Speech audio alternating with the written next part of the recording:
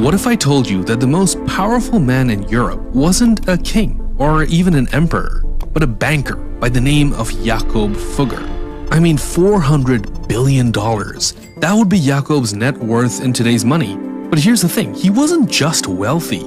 He was so powerful that he kept kings, emperors, and popes on their toes. At the height of his power, he was effectively the ruler of Europe, influencing the policies of various states to further his business interests. He greatly contributed to the advancement of capitalism and finance. However, ultimately his actions would also further divide the continent and lead to a devastating decades-long war. I want to take a moment to understand how he became one of the most successful yet controversial bankers in early modern history. This is the story of Jakob Fugger. Let's start at the very beginning. Fugger's family came from incredibly humble origins.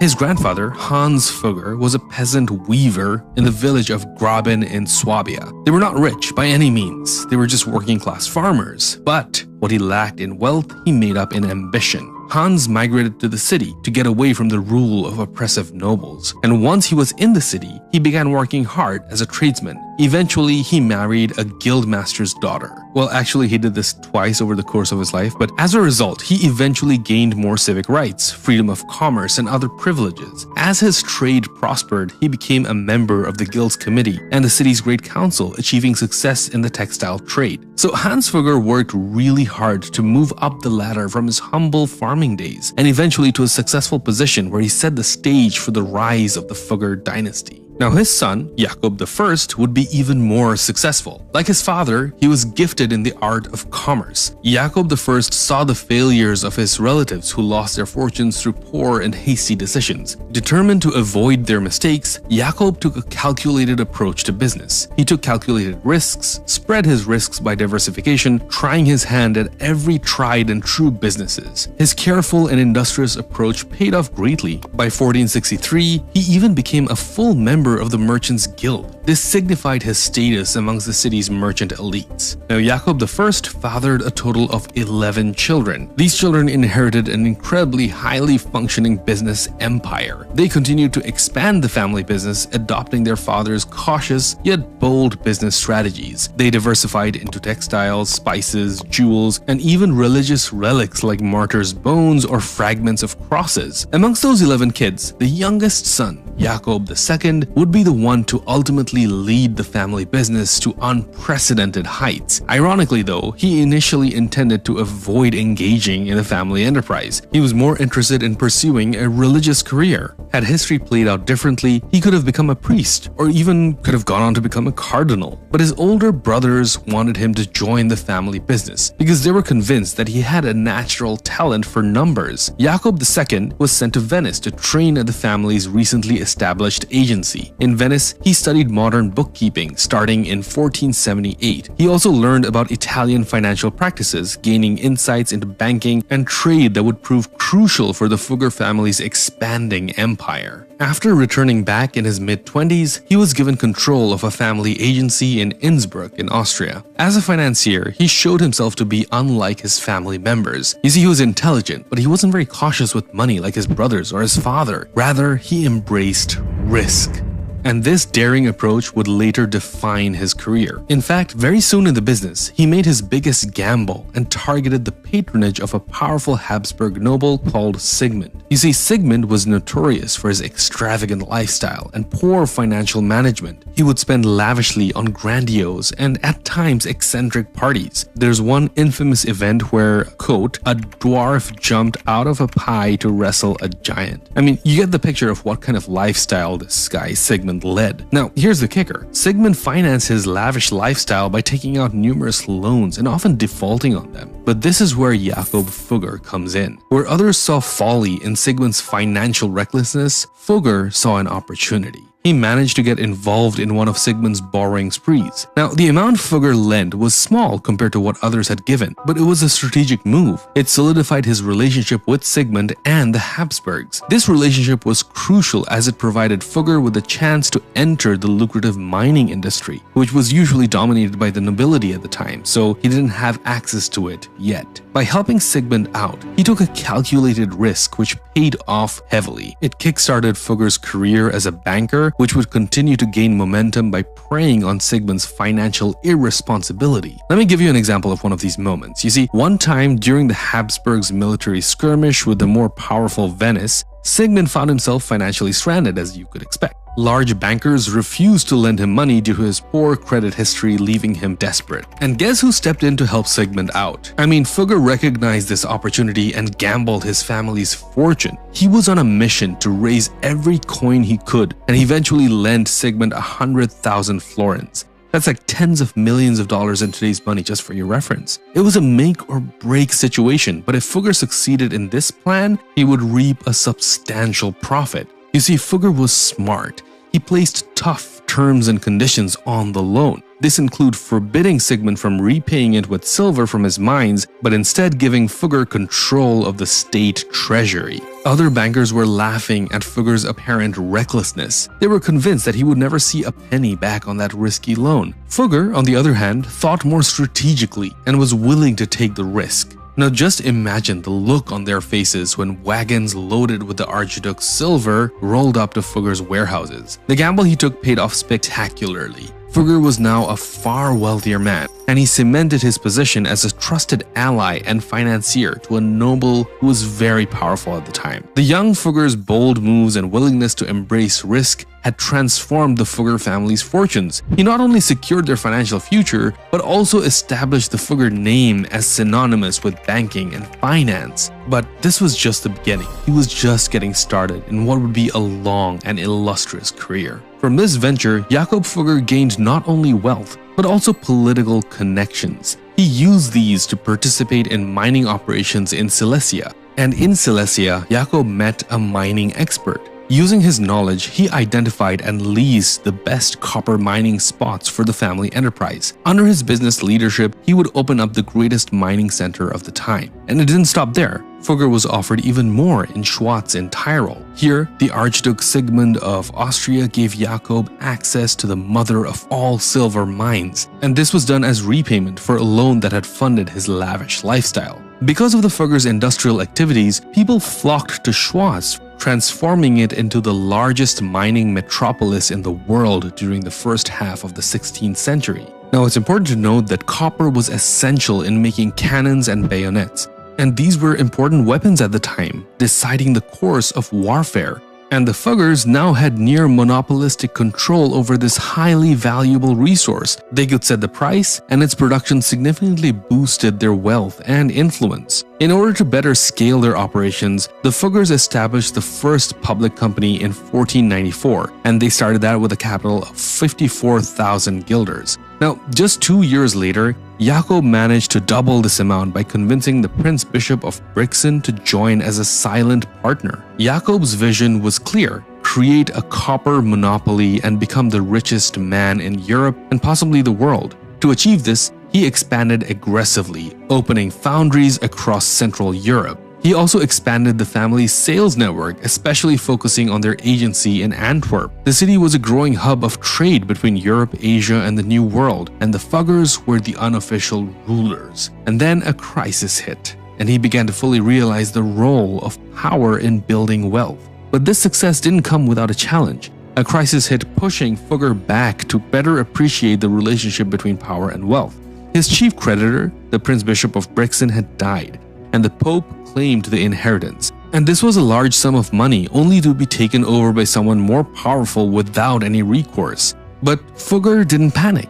He used his negotiation skills and deep understanding of the political landscape to navigate the crisis. Many sources tell us that he engaged in very interesting conversations with the Vatican and leveraged his network to protect the Fuggers' interests. He not only averted disaster, but also learned a valuable lesson: that power is power. He had to seize power at all costs.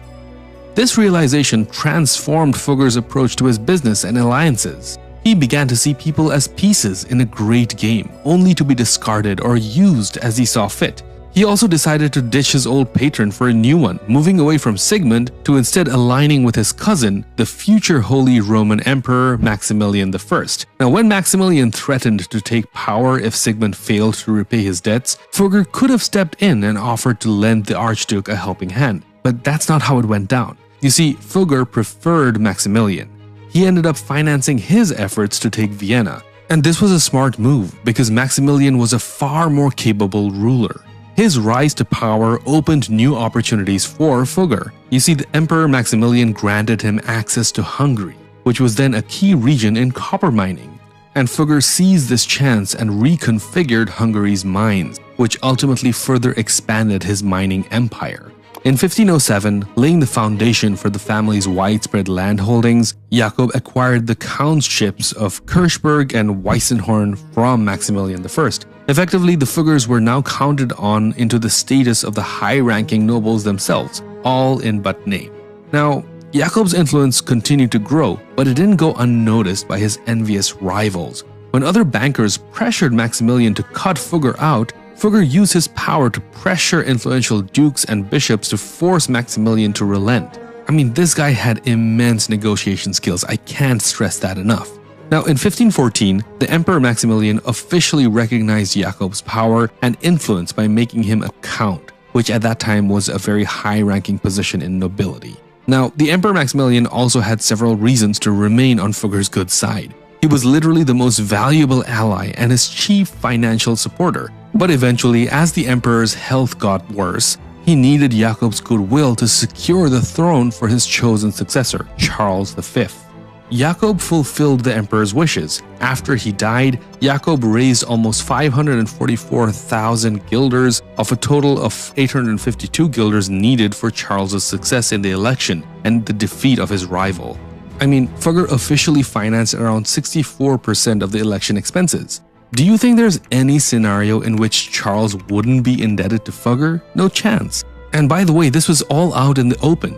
You see, these kinds of obvious political donations might look like corruption in today's standards, but it was customary for rulers back then to showcase their economic power through payments to elector princes. So this massive financial support not only secured Charles V's position, but further solidified Fugger's influence on European politics. Now, Fugger was a long-term strategist. He knew that just supporting one side of the political aisle wasn't that smart, so he made every effort to secure alliances with other powerful nobles as a counterbalance to Charles's influence. This included the likes of King Henry VIII of England, and by doing so, he also ensured that the Fugger family's power extended beyond the Holy Roman Empire and into the courts of other significant European monarchs.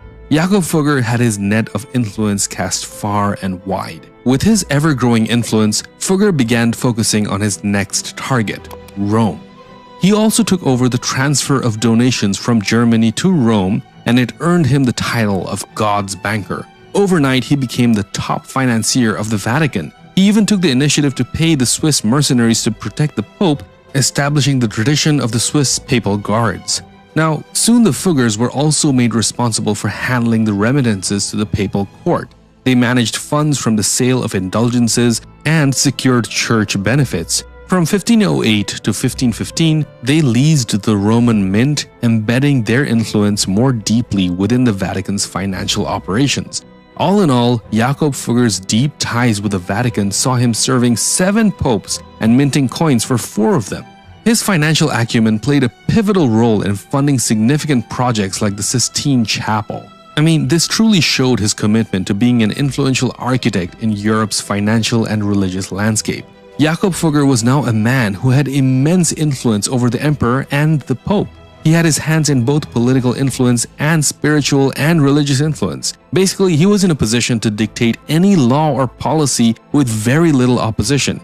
This was a man of peasant origins, if you remember, achieving a level of power that even the greatest kings with vast armies could not.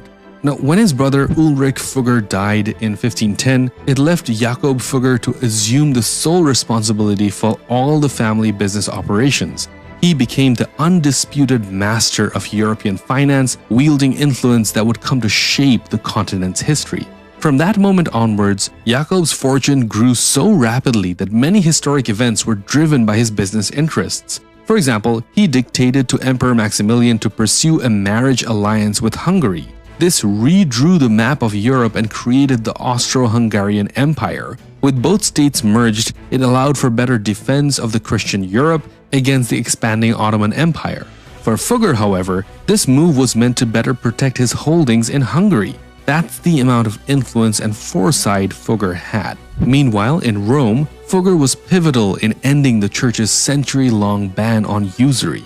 Charging interest on loans had long been considered a sin, but Jakob saw the need for a change to further his business interests. In alliance with other powerful merchants, he urged the Pope to repeal the medieval ban on levying interest. Fugger's efforts in legalizing interest marked a breakthrough for capitalism. It accelerated debt financing and set the stage for the modern economy.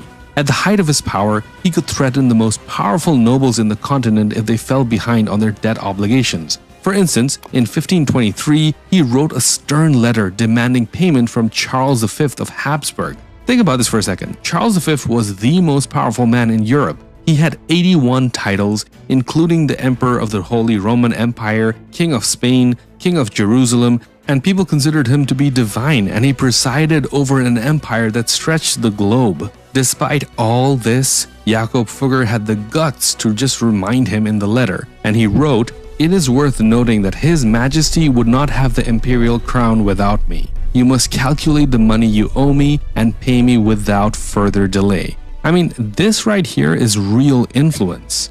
Anyhow, Jakob Fugger's greatest contribution to history was one that he never intended: the Reformation. You see, the Fugger family's involvement in the sale of indulgences drew many critics. An increasing number of people now saw the Vatican Church as having sold itself to a greedy merchant. Accusations were even hurled that the Fugger family had connections to the devil. It contributed to the Protestant Reformation led by the priest named Martin Luther.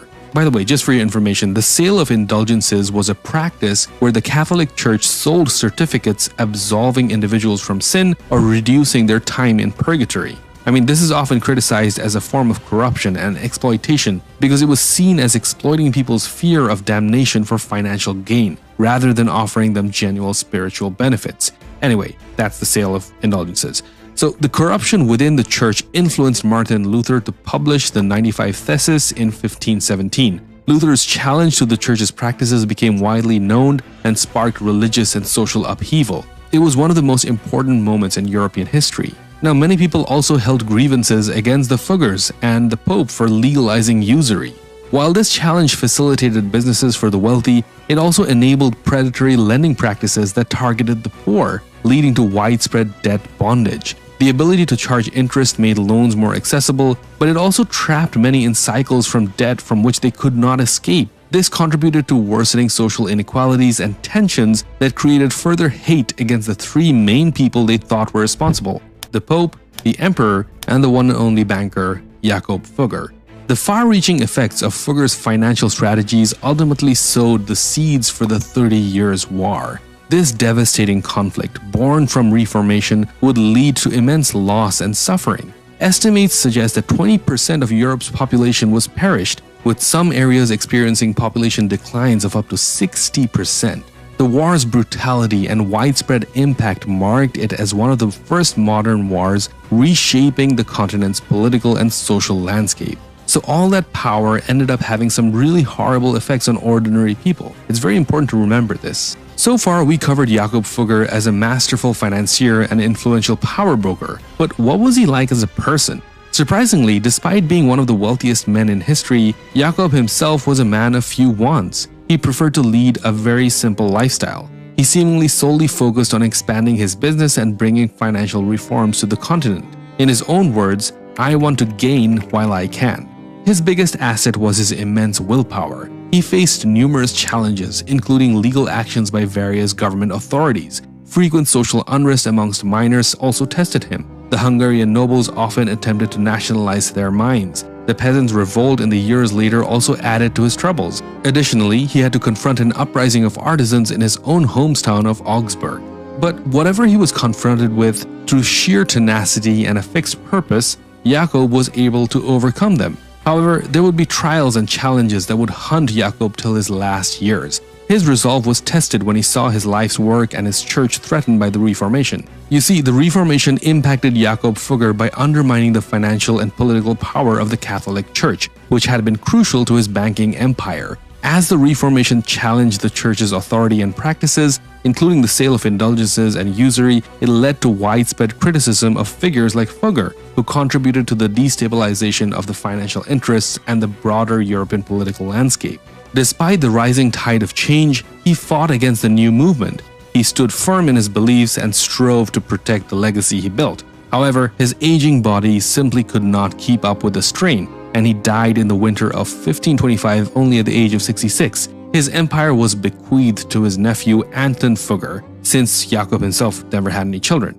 Now, Jakob Fugger's financial acumen and his political influence led to a permanent shift in the history of the continent. If the Medici were responsible for the birth of modern capitalism, it was Jakob Fugger that perfected it. In doing so, he created immense power and wealth. He not only transformed the economic landscape, but also influenced the political and social fabric of Europe. His control over vital resources such as silver and copper, and his pivotal role in financing emperors and popes gave him unprecedented sway over the continent's financial affairs. Yet it also played a significant role in some of Europe's darkest chapters. Economic disparities and discontent grew as a result of his decisions.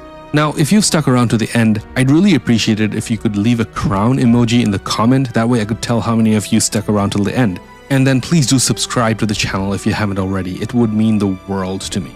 Also, make sure you check out this video I made about the Medicis. I think you'd find it very interesting. Thanks so much for watching, and I'll see you soon.